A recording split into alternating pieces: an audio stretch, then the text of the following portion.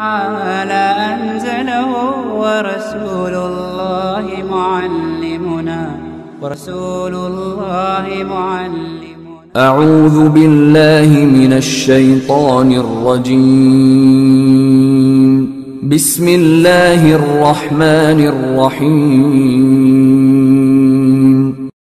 ألم تر إلى الذين خرجوا من ديارهم وهم ألوف حذر الموت فقال لهم الله موتوا ثم أحياهم إن الله لذو فضل على الناس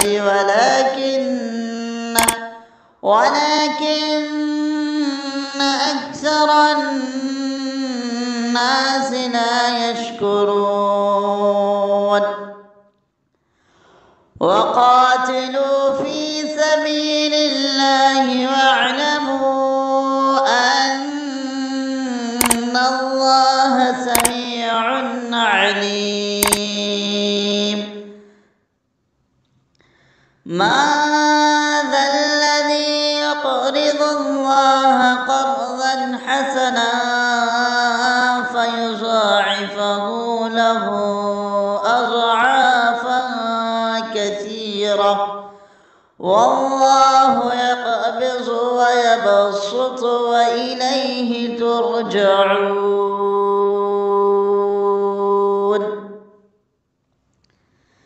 ألم تر إلى الملأ من بني إسرائيل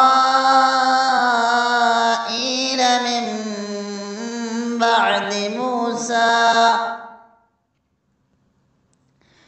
إذ قالوا لنبي له ابعث لنا ملكا نقاتل في سبيل الله قال هل عسيتم إن كتب عليكم القتال ألا تقاتلوا قالوا وما لنا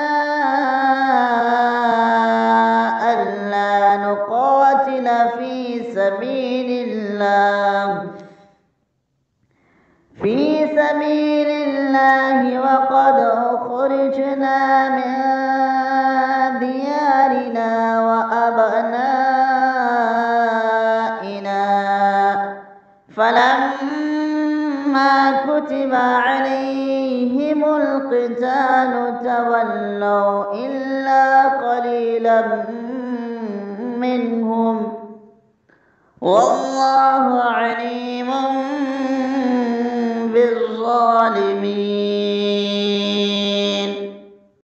وقال لهم نبيهم إن الله قد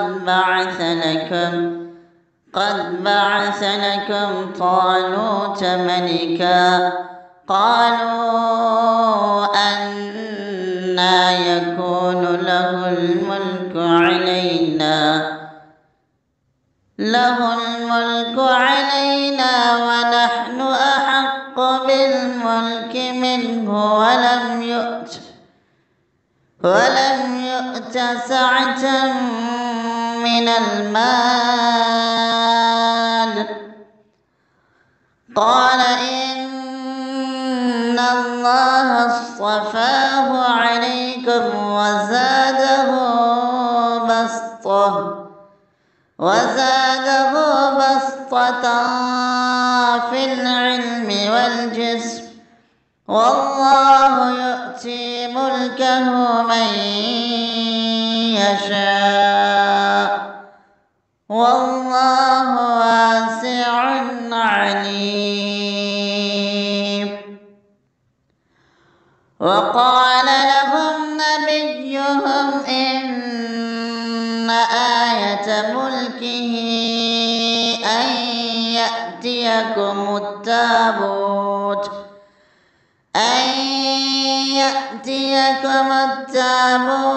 فيه سكينة من ربكم من ربكم وبقية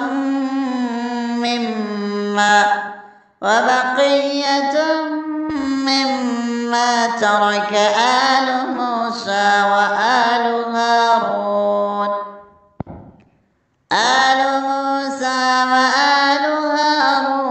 تحمله الملائكة